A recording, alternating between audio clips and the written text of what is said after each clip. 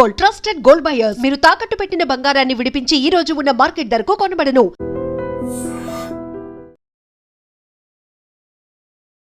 Hello views, welcome to I dream media.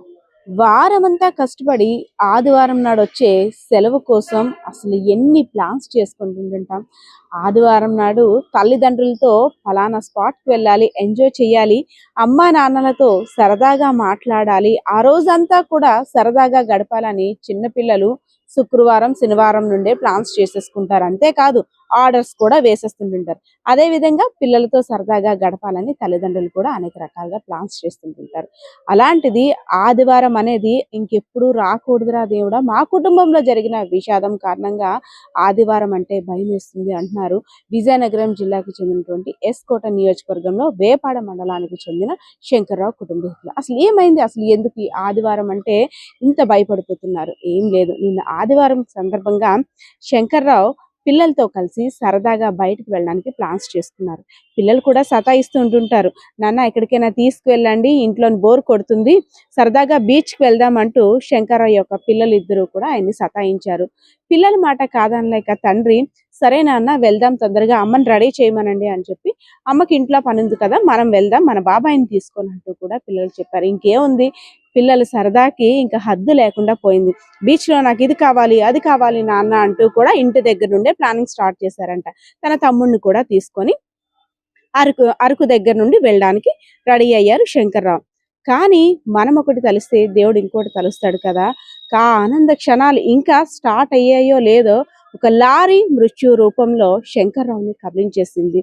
So Araku వెళ్లే దారిలో Tumikapalli gate వద్ద భారీ యాక్సిడెంట్, అంటే నలుగురు కూడా వెనక నుండి వచ్చిన లారీ గుద్దడం కారణంగా ఎవరైతే శంకర్రావు, ఇద్దరు పిల్లలు, అదే విధంగా ఆయన యొక్క సోదరుడు కూడా రోడ్డు మీద పడిపోయారు.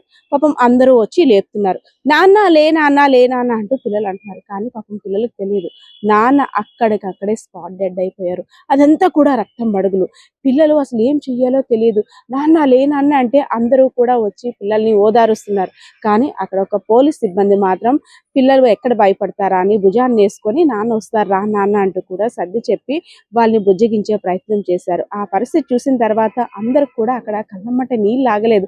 ఎందుకంటే అభం శుభం ఎరగని చిన్నారులు తన తండ్రితో సరదాగా బయటికి వెళ్లే క్రమంలో ఇలా విగత జీవిగా శంకర్రావు పడ్డం, అదేవిధంగా ఆ శంకర్రావు యొక్క సోదరుడు కూడా శతగాతుడుగా మిగలడం, పిల్లలు కూడా చిన్న చిన్న దెబ్బలు తగిలి ఆసుపత్రికి వెళ్ళడానికి, నాన్నని హాస్పిటల్కి తీసుకువెళ్తున్నారు కదా, నాన్నకి ఏమీ అవ్వదు అనే భ్రమలో పిల్లలు కూడా ఉన్నారు. కానీ అక్కడ హాస్పిటల్కి వెళ్ళేసరికి ఆల్రెడీ నాన్న చనిపోయారని వార్త. సో ఈ చేదు విషయాన్ని శంకర్రావు భార్య కూడా తెలిపారు. ఆమెకి ఒక ట్రాన్స్ లోకి వెళ్ళిపోయింది. అసలు ఏం జరిగింది, నా చెవున పడింది నిజమా కాదా, సరదాగా వెళ్ళిన వారు సాయంత్రంకి ఇంటికి వస్తారనుకున్నాం, కానీ ఈ వార్త ఏంటి అంటూ కూడా ఒక దిగ్భ్రాంతికి గురైంది. కానీ నిజం ఎప్పటికైనా తెలియక తప్పదు కదా. సో ఆ వార్త విన్న తర్వాత శంకర్రావు భార్య అక్కడికక్కడే స్పృహ తప్పి పడిపోయింది. గ్రామస్తులందరూ కూడా కన్నీటి పర్యంతలు అవుతున్నారు. పిల్లల్ని ఓదార్చడం ఎవ్వరి తరం కూడా కాదు. కొత్తవలస ఆసుపత్రికి తరలించిన తర్వాత అక్కడ ఆసుపత్రి వద్ద గ్రామస్తులంతా కూడా గుమ్ముగీడు, అయ్యో ఈ మా కళ్ళ ముందే ఇలా వెళ్ళారు కదా, అప్పుడే ఎంత ఘోరం జరిగిపోయింది అనేసరి. సో ఒక లారీ డ్రైవర్ నిండు నిర్లక్ష్యం కారణంగా ఒక లారీ డ్రైవర్ చేసిన పనికి ఒక కుటుంబంలో పెద్ద దిక్కును కోల్పోయేటట్టు అయింది. అదేవిధంగా ఆ పిల్లలకి తండ్రి లేకుండా కూడా అయిపోయింది. చిన్నపాటి నిర్లక్ష్యాల కారణంగా, చిన్నపాటి పొరపాట్ల కారణంగా ఒక పెద్ద ప్రమాదాలను చూడాల్సి వస్తుంది.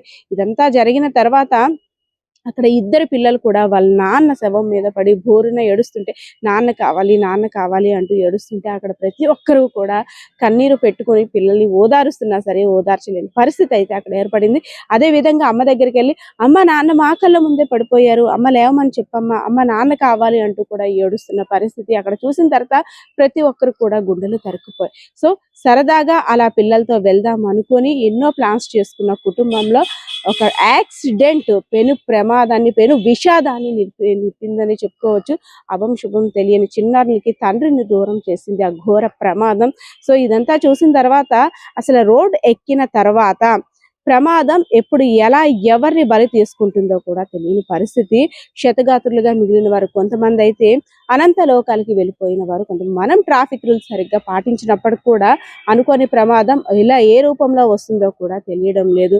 సో ఏదైతేనే ఈ విషాదాంతం అంతా కారణంగా గ్రామస్తులందరూ కూడా విషాదంలో మునిగిపోయారు. సో ఇలాంటి కష్టం ఏ ఇంటికి రాకూడదంటూ కూడా శంకర్రావు భార్య దేవుడికి ఆర్తనాదాలు పెట్టుకున్న పరిస్థితి అయితే అక్కడ కనిపిస్తా ఉంది. చిన్న పిల్లల్ని అయితే మాత్రం ఎంతమంది ఓదార్చినా సరే నాన్న కావాలంటూ కూడా వారి గుండెలు పగిలేలా వాళ్ళ నాన్న శవం మీద పడి ఏడుస్తుంటుంటే అక్కడ అందరూ కూడా ఇంకా ఏమీ అనలేని పరిస్థితి. అయ్యో దేవుడా, ఈ పిల్లలకి ఇంత అన్యాయం చేశావా అంటూ కూడా అనుకుంటున్న పరిస్థితి. ఎందుకంటే శంకర్రావు పిల్లల మీద చాలా హోప్స్ పెట్టుకున్నారు. ఇద్దరు కుమారులు కూడా పెద్ద అయిన తర్వాత నేను కాలు మీద కాలు వేసుకొని జీవిస్తాను, నాకేంటి నా కొడుకులు ఉన్నారు, కుడి భుజం ఎడభుజం అంటూ కూడా అందరితో అప్పట్లో చెప్పేవారంట. వాళ్ళందరూ కూడా కొడుకుల ఎదుగుదలను చూస్తానన్నావు, ఇదేనా నీ చూడడం అంటూ కూడా ప్రతి ఒక్కరూ కూడా శంకర్రావు మీద పడి విలిపిస్తున్న పరిస్థితి అయితే అక్కడ కనిపిస్తుంది. కెమెరా పర్సన్ బాలకిషోర్తో పద్మ, ఐడ్రీమ్ మీడియా, విజయనగరం. నిజంగా ప్రస్తుతం ఉన్నటువంటి సమాజం దేనికి ప్రయారిటీ ఇస్తుంది?